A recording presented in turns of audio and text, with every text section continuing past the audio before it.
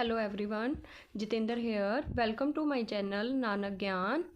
Subject is computer science. Today we are cover topic block diagram of computer. ਅੱਜ ਅਸੀਂ ਗੱਲ ਕਰਾਂਗੇ ਕਿ ਕੰਪਿਊਟਰ ਦੇ ਬਾਰੇ ਦੇ ਵਿੱਚ ਕਿ ਕਿਸ ਤਰ੍ਹਾਂ ਸਾਰੇ ਕੰਪਿਊਟਰ ਦੀ ਵਰਕਿੰਗ ਹੁੰਦੀ ਹੈ। ਸਭ ਤੋਂ ਪਹਿਲਾਂ ਅਸੀਂ ਡਾਇਗਰਾਮ ਦੇ ਵਿੱਚ ਦੇਖੋ ਕਿ ਇਨਪੁਟ ਯੂਨਿਟ ਦੇ ਥਰੂ ਆਪਾਂ ਕੰਪਿਊਟਰ ਨੂੰ ਕੀ ਦਿੰਨੇ ਆ, ਇਨਪੁਟ ਜਿਹੜੀ ਦਿੰਨੇ ਆ ਤਾਂ ਉਹ ਪ੍ਰੋਸੈਸਿੰਗ ਹੁੰਦੀ ਹੈ। ਤਾਂ ਪ੍ਰੋਸੈਸਿੰਗ ਦਾ ਪ੍ਰੋਸੈਸ ਕੀ ਹੁੰਦਾ ਹੈਗਾ, ਸਾਡੇ ਸੈਕੰਡਰੀ ਯੂਨਿਟ ਹੁੰਦੀ ਹੈ hard disk, memory unit, CPU, ALU। ਤਾਂ ਇਹ ਕੀ ਹੈ, ਇੱਕ ਸਾਡਾ CPU ਹੈ। CPU ਕੀ ਕਰਦਾ, ਸਾਰੇ ਡਾਟੇ ਦੀ ਪ੍ਰੋਸੈਸਿੰਗ ਕਰਦਾ ਹੈ। ਪ੍ਰੋਸੈਸਿੰਗ ਕਰਨ ਤੋਂ ਬਾਅਦ ਉਹ ਕੀ ਕਰਦਾ, ਸਾਨੂੰ ਆਊਟਪੁੱਟ ਪ੍ਰੋਡਿਊਸ ਕਰਦਾ। ਕਿਹੜੀ ਯੂਨਿਟ ਦੇ ਥਰੂ, ਆਊਟਪੁੱਟ ਯੂਨਿਟ ਦੇ ਥਰੂ। ਤਾਂ ਇਸ ਨੂੰ ਅਸੀਂ ਇਕੱਲੇ ਪਾਰਟਸ ਨੂੰ ਪੜ੍ਹਨਾ ਕਿ ਕਿਸ ਤਰ੍ਹਾਂ ਵਰਕਿੰਗ ਹੁੰਦੀ ਹੈ। ਤਾਂ ਆਹ ਸਾਡਾ ਕੀ ਹੈ, CPU ਹੈ। ਅਸੀਂ ਇਨਪੁਟ ਦੇਵਾਂਗੇ ਕੀਬੋਰਡ ਦੇ ਥਰੂ, ਮਾਊਸ, ਕਿਸੇ ਵੀ ਡਿਵਾਈਸ ਦੇ ਥਰੂ ਅਸੀਂ ਇਨਪੁਟ ਦੇ ਦਾਂਗੇ ਤਾਂ ਉਸ ਨੂੰ ਪ੍ਰੋਸੈਸ ਕਰੇਗਾ। ਤਾਂ ਪ੍ਰੋਸੈਸਿੰਗ ਦਾ ਕੰਮ ਕਿਹਦਾ, CPU ਦਾ। CPU ਤੋਂ ਬਾਅਦ ਕੀ ਆਏਗੀ, ਆਊਟਪੁੱਟ। ਦੇਖੋ ਕਹਿੰਦੇ ਕੰਪਿਊਟਰ ਸਿਸਟਮ ਕੀ ਹੈ, ਇੱਕ integrated work of input unit. ਕਹਿੰਦੇ ਇਹ ਕੀ ਹੈਗਾ ਕਿ ਇੰਟੀਗ੍ਰੇਟਡ ਹੈ, ਇਹਨੇ ਕੰਮ ਕੀ ਕਰਨਾ, ਸਾਰੀਆਂ ਚੀਜ਼ਾਂ ਨੂੰ ਇਕੱਠੇ ਕਰਕੇ, ਕਿਹਨੂੰ ਇਨਪੁਟ ਯੂਨਿਟ ਨੂੰ, ਪ੍ਰੋਸੈਸਿੰਗ ਨੂੰ ਅਤੇ ਆਊਟਪੁੱਟ ਯੂਨਿਟ ਨੂੰ। Raw data given by input unit. Raw data ਕਿਹੜਾ ਹੁੰਦਾ, ਕੱਚਾ ਮਾਲ ਜੋ ਫਸਟ ਟਾਈਮ 'ਤੇ ਅਸੀਂ ਕੰਪਿਊਟਰ ਨੂੰ ਦੇ ਰਹੇ ਹਾਂ, ਉਹ ਕੀ ਹੈ, ਸਾਡਾ ਰਾ ਮਟੀਰੀਅਲ। ਜੋ ਸਾਨੂੰ ਪ੍ਰੋਡਿਊਸ ਕਰਕੇ ਦੇ ਰਿਹਾ ਉਹ ਕੀ ਹੈ, ਇਨਫੋਰਮੇਸ਼ਨ। ਕਹਿੰਦੇ ਜਿਹੜਾ ਇਹ ਰਾ ਡਾਟਾ ਹੈਗਾ ਤਾਂ ਇਹ ਗਿਵਨ ਕੀਤਾ ਜਾਂਦਾ ਇਨਪੁਟ ਯੂਨਿਟ ਦੇ ਥਰੂ ਅਤੇ ਉਹ ਪ੍ਰੋਸੈਸ ਕੀਤਾ ਜਾਂਦਾ ਕਿਹਦੇ ਦੁਆਰਾ, CPU ਦੁਆਰਾ। ਅਤੇ ਇਹ ਸਾਨੂੰ ਕੀ ਪ੍ਰੋਵਾਈਡ ਕਰਦਾ, ਆਊਟਪੁੱਟ, ਜਿਹਨੂੰ ਅਸੀਂ ਕੀ ਬੋਲਦੇ ਹਾਂ, ਇਨਫੋਰਮੇਸ਼ਨ। ਅੱਗੇ ਉਹਦੇ ਕੰਪੋਨੈਂਟਸ ਦੱਸੇ ਨੇ ਕਿਹੜੇ ਨੇ, ਇਨਪੁਟ ਯੂਨਿਟ, ਆਊਟਪੁੱਟ ਯੂਨਿਟ ਅਤੇ ਇਹ ਸਾਡਾ ਕੀ ਹੈਗਾ, CPU। ਹੁਣ ਸਭ ਤੋਂ ਪਹਿਲਾਂ ਇਨਪੁਟ ਯੂਨਿਟ ਨੂੰ ਡਿਸਕਰਾਈਬ ਕਰਾਂਗੇ ਕੀ ਕੁਛ ਹੁੰਦਾ ਹੈ। ਕਹਿੰਦੇ computer needs to receive data ਹੈਗਾ। ਕਹਿੰਦੇ ਕੰਪਿਊਟਰ ਨੂੰ ਜ਼ਰੂਰਤ ਪੈਂਦੀ ਹੈ ਕਿ ਉਹਨੇ ਡਾਟਾ ਅਤੇ ਇੰਸਟਰਕਸ਼ਨ ਨੂੰ ਲੈਣਾ ਹੈ ਸੋਲਵ ਕਰਨ ਵਾਸਤੇ। ਕਿਸੇ ਵੀ ਪ੍ਰੋਬਲਮ ਨੂੰ ਅਸੀਂ ਕੋਈ ਵੀ ਡਾਟਾ ਦੇਵਾਂਗੇ, ਜਿਸ ਤਰ੍ਹਾਂ ਕਿ ਅਸੀਂ ਚਾਹੁੰਦੇ ਹਾਂ। ਮੰਨ ਲਓ ਐਗਜ਼ਾਮਪਲ ਕਿ ਅਸੀਂ 2 ਅਤੇ 3 ਦਾ ਜੋੜ ਕਰਵਾਉਣਾ ਚਾਹੁੰਦੇ ਹਾਂ ਤਾਂ ਉਹਨੂੰ 2 ਅਤੇ 3 ਅਸੀਂ ਦੇਵਾਂਗੇ ਇਨਪੁਟ। ਕਹਿੰਦੇ input unit takes the input from different input devices.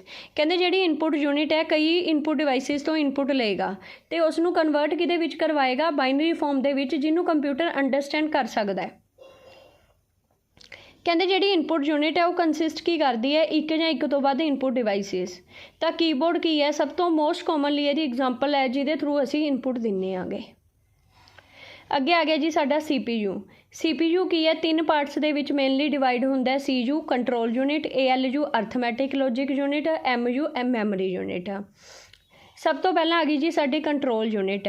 ਨਾਮ ਤੋਂ ਹੀ ਕਲੀਅਰ ਹੁੰਦਾ ਕੰਟਰੋਲ ਯੂਨਿਟ ਦਾ ਕੰਮ ਕੀ ਹੈ ਕਿ ਜਿੰਨਾ ਵੀ ਫਲੋ ਆਫ ਇਨਫੋਰਮੇਸ਼ਨ ਹੈ ਉਸ ਸਾਰੀ ਨੂੰ ਕੰਟਰੋਲ ਕਰਨਾ ਹੈਗਾ ਕਿ ਕਿਸ ਤਰ੍ਹਾਂ ਅਸੀਂ ਇਨਪੁਟ ਡਿਵਾਈਸ ਤੋਂ ਲੈਣੀ ਹੈ, ਕਿੱਦਾਂ ਅਸੀਂ ਆਊਟਪੁੱਟ ਕੋਲ ਭੇਜਣੀ ਹੈ, ਕਿਸ ਤਰ੍ਹਾਂ ਉਹਦਾ ਅਸੀਂ ਕੰਮ ਕਰਨਾ ਹੈ।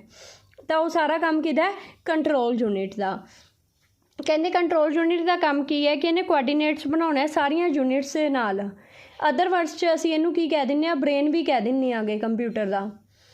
ਅਤੇ ਕਹਿੰਦੇ as it control what happen inside the processor. ਇਹਨੇ ਦੇਖਣਾ ਕਿ ਕੀ ਵਾਪਰ ਰਿਹਾ ਹੈਗਾ ਪ੍ਰੋਸੈਸਰ ਦੇ ਵਿੱਚ। ਤਾਂ ਇਹਨੇ ਸਾਰੀਆਂ ਚੀਜ਼ਾਂ ਨੂੰ ਕੀ ਕਰਨਾ, ਕੰਟਰੋਲ ਕਰਨਾ ਹੈਗਾ। ਇਹ ਕੰਮ ਕਿਹਦਾ ਹੈਗਾ, CPU ਦਾ। CPU ਦਾ ਮੇਨ ਕੰਮ ਕੀ ਹੈ ਕਿ ਫੈਚ ਕਰਨੀ ਹੈ ਇੰਸਟਰਕਸ਼ਨ ਫਰੋਮ ਮੈਮਰੀ 'ਚੋਂ ਇਹਨੇ ਇੰਸਟਰਕਸ਼ਨ ਲੈ ਲੈਣੀ ਹੈ। ਫਿਰ ਉਸ ਇੰਸਟਰਕਸ਼ਨ ਨੂੰ ਕੀ ਕਰੂਗਾ, ਡੀਕੋਡ ਕਰ ਲੂਗਾ। ਡੀਕੋਡ ਕਰਨ ਤੋਂ ਬਾਅਦ ਟਰਾਂਸਫਰ ਕਰਵਾਏਗਾ ਸਾਡੇ ਡਾਟੇ ਨੂੰ। ਫਿਰ ਉਸ ਇੰਸਟਰਕਸ਼ਨ ਨੂੰ ਕੀ ਕਰੇਗਾ, ਐਗਜ਼ੀਕਿਊਟ ਕਰਵਾ ਕੇ ਆਊਟਪੁੱਟ ਡਿਵਾਈਸ ਕੋਲ ਭੇਜ ਦੇਗਾ। ਨੈਕਸਟ ਆ ਗਿਆ ਜੀ ALU ਦਾ ਮਤਲਬ ਕੀ ਹੈ, ਅਰਥਮੈਟਿਕ ਲੌਜਿਕ ਯੂਨਿਟ। ਤਾਂ ਅਰਥਮੈਟਿਕ ਲੌਜਿਕ ਯੂਨਿਟ ਦੇ ਵਿੱਚ ਕੀ ਹੈ ਕਿ ਮੈਥ ਦੀਆਂ ਜਿੰਨੀਆਂ ਵੀ ਕੈਲਕੂਲੇਸ਼ਨ ਨੇ ਅਸੀਂ ਅਰਥਮੈਟਿਕ ਆਪਰੇਸ਼ਨ ਪਰਫੋਰਮ ਕਰਾਉਣੇ ਨੇ, ਪਲੱਸ ਮਾਈਨਸ, ਮਲਟੀਫਿਕੇਸ਼ਨ ਐਂਡ ਡਿਵਾਈਡ। ਤਾਂ ਉਹ ਸਾਰਾ ਕੰਮ ਕਿਹਦੇ ਵਿੱਚ ਹੋਏਗਾ, ALU ਦੇ ਵਿੱਚ। ਇਹਨੇ ਦੱਸਣਾ ਕਿ ਸਾਡੀ ਕੰਡੀਸ਼ਨ ਟਰੂ ਹੈ, ਫੋਲਸ ਹੈ, ਕਿੰਨੀਆਂ ਇਨਪੁਟ ਦਿੱਤੀਆਂ ਨੇ, ਕੀ ਪ੍ਰੋਡਿਊਸ ਕਰਵਾਇਆ ਹੈ। ਤਾਂ ਇਸ ਦੇ ਵਿੱਚ ਕੀ ਹੈ, ਅਸੀਂ ਲੌਜੀਕਲ ਕੰਪੈਰੀਜ਼ਨ ਵੀ ਕਰਵਾ ਸਕਦੇ ਹਾਂ, ਲੈਸ ਦੈਨ ਦੇਖ ਸਕਦੇ ਹਾਂ, greater than, equal to, less than equal to, greater than equal to, ਇੱਦਾਂ ਦੀਆਂ ਸਾਰੀਆਂ ਚੀਜ਼ਾਂ। ਨੈਕਸਟ ਆ ਗਿਆ ਜੀ ਸਾਡਾ ਮੈਮਰੀ ਯੂਨਿਟ। ਨਾਮ ਤੋਂ ਕਲੀਅਰ ਹੈ, ਜਿੱਥੇ ਅਸੀਂ ਡਾਟੇ ਨੂੰ ਸਟੋਰ ਕਰਕੇ ਰੱਖਦੇ ਹਾਂ ਉਹਨੂੰ ਕੀ ਬੋਲਦੇ ਹਾਂ ਅਸੀਂ, ਮੈਮਰੀ ਯੂਨਿਟ।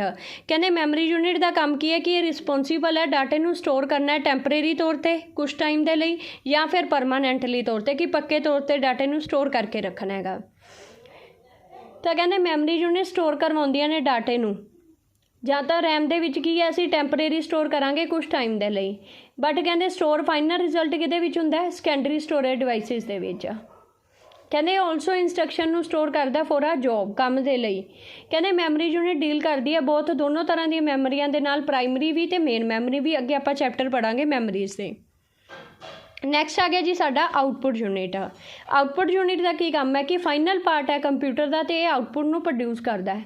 ਕਹਿੰਦੇ ਆਫਟਰ ਪਰਫੋਰਮਿੰਗ ਆਲ ਦਾ ਕੈਲਕੂਲੇਸ਼ਨ, ਜਦੋਂ ਇਹਦੇ ਉੱਤੇ ਅਸੀਂ ਸਾਰੇ ਆਪਰੇਸ਼ਨ ਪਰਫੋਰਮ ਕਰਵਾ ਲੈਂਦੇ ਹਾਂ ਤਾਂ ਕੰਪਿਊਟਰ ਸਾਨੂੰ ਰਿਜ਼ਲਟ ਸ਼ੋ ਕਰਦਾ। ਕਹਿੰਦੇ ਇਹ ਸਾਨੂੰ ਪ੍ਰੈਜੈਂਟ ਕਰਵਾਉਂਦਾ ਰਿਜ਼ਲਟ ਇਨ ਪ੍ਰਿੰਟਡ ਫਾਰਮ ਦੇ ਵਿੱਚ ਵੀ ਹੋ ਸਕਦਾ ਜਾਂ ਫਿਰ ਦੇਖਣ ਦੀ ਫਾਰਮ ਦੇ ਵਿੱਚ, ਵਿਜ਼ੂਅਲ ਫਾਰਮ ਦੇ ਵਿੱਚ ਹੋਏਗਾ।